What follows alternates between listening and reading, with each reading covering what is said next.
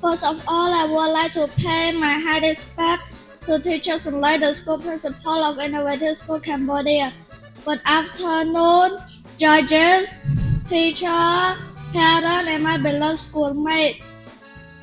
My name is Pov Vichea Mullika. I am 11 years old. I study English.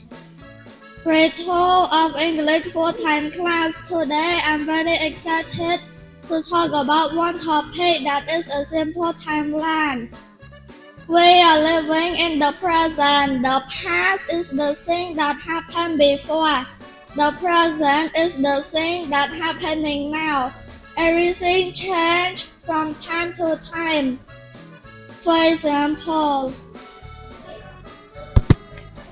when I was a baby, I slept with my parents. Now I sleep with my sister.